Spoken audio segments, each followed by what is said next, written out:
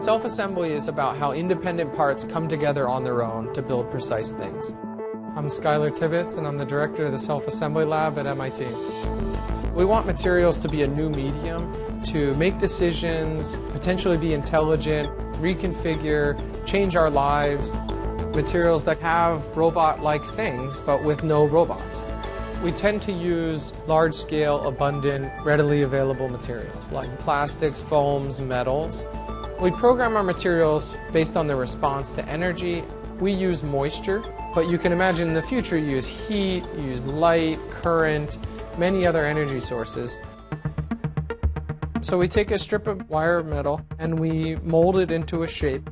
We program the metal and the structure of the metal to remember that shape. I'm dumping in 180-degree Fahrenheit water. And then I take this wire and I'll dip it in water, and then it'll transform completely on its own into this very precise spirograph shape. And it's completely repeatable.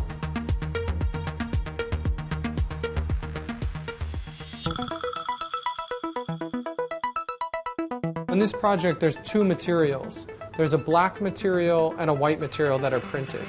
And we print with these very precise materials in very precise places. So it folds from a flexible, record-like shape into a rigid, saddle-like shape.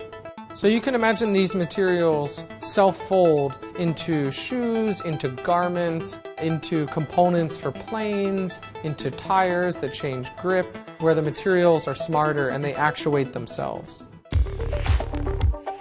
This prototype, when you push down, it bulges, showing how a pipe could expand based on capacity.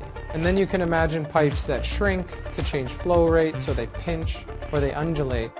In the future, we hope that I wouldn't need to actually change this through force, and it could adapt completely on its own. We're always excited about doing things that are seemingly impossible.